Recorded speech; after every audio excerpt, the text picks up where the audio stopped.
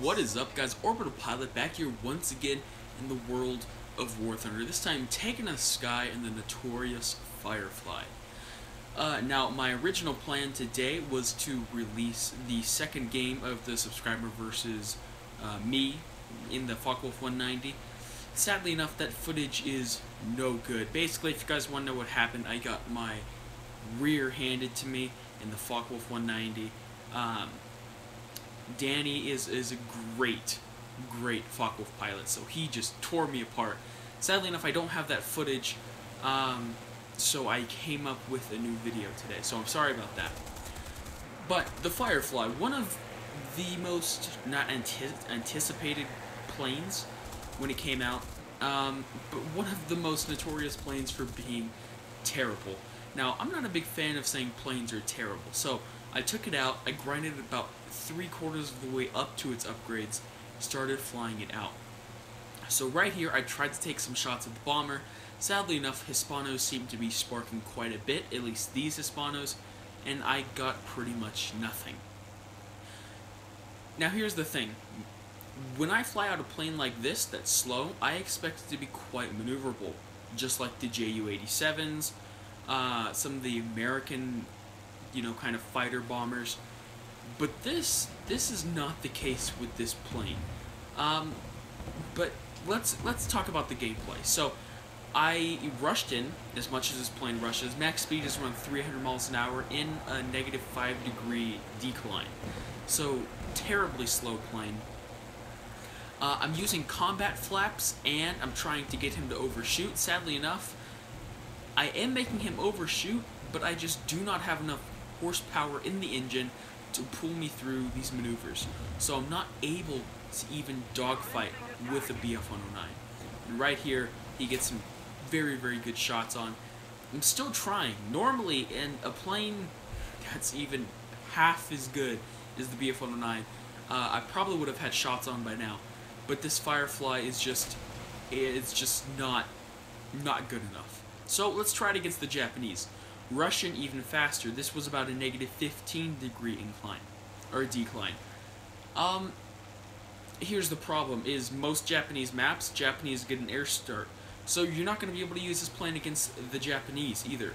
Right now I'm equipping two 250-pound bombs, which, if you could drop independently, would be awesome. But they both drop at the same time, which makes it extremely hard to take out ships, because you want to get the bombs to land on the same ship. Now, because they're on the wings, you can't get them to do that. It's extremely hard unless you come at them horizontally and at an intersection with them, which just makes the bombing, because you're in a bombing reticle even harder. So A7M comes in. I'm going to try to take a couple shots at him. If my shells would stop sparking, by the way, these are air targets, I might have actually killed that guy. But it just seems that the guns spark and spark and spark and spark. So, pull off here. I do get a hit marker, but like I said, one bomb doesn't even fall on the ship because they're on the wings. So, now I have 3 Japanese on me. Yeah, this is not any better than the Germans. I'm able to survive for a surprisingly long time just because of the piloting experience that I do have. But yeah, it's just, there's nothing you can do. You can't rush in because the speed is too low, you can't dogfight because your engine's not powerful enough, or your plane isn't maneuverable enough. You can't maintain speed very well, and I'll get into the guns in the next clip. I wanted to try this plane against all nations. Now, against the Americans, it was the exact same story, but I'm not going to show that clip because it's just a little too slow. Now, right here, I thought I had a shot, but because of the lack of engine performance and the possibility that it was smoking, there's just not a lot I can do. I can't pull through enough to get shots on. So far, this plane has an F in my book. It seems to not be able to do anything. And I finally do get taken out. So, this time, going against the Russians, I spent 9 minutes, guys. 9 minutes flying around the whole ocean to get to this spot so that there would be no fighters. Now, other than my very, very sorry excuse for bombing... Oh, wait, I'm sorry. That wasn't a sorry excuse for bombing. That was right on target. I don't know what Gaijin did to the bombs, but they need to either nerf the ground targets or they need to make the bombs stronger in air battles, because those two 250-pound bombs were right on target and nothing happened. So yeah, now the plane is even harder to use. Now, the only benefits of this plane are that its acceleration is quite good. Top speed, I said, is terrible, but its acceleration isn't too bad. Vertical maneuvers, you lose a lot of speed, but as long as you're not dogfighting people, it's fine. The biggest benefit of this plane is also the biggest disadvantage about it too. It's equipped with 4 20mm Hispano guns. Now you may say, that sounds awesome, 4 Hispanos, that's killer. And you'd be right. Except they give you 240 rounds of ammunition. That's not even 100 rounds for each gun. That's like, you know, a little over 70. I mean, there's an exact number, but just it's not enough.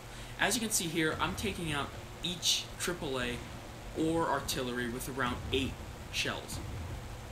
And I am an extremely, extremely good aim most of the time. There are those days with Hispanos. They're my favorite cannon in the game.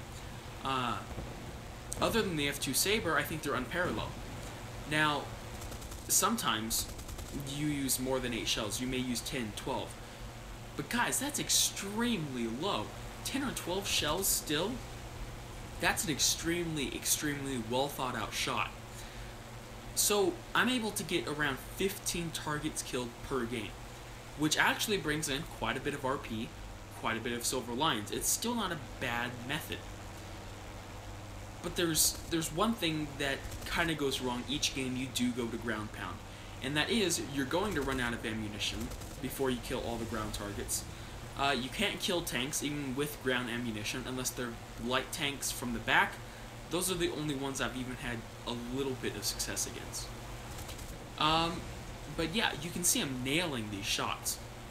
I still just do not have enough ammunition, and it's not really worth going back to base. And this seems to be a problem that I run in with every single time.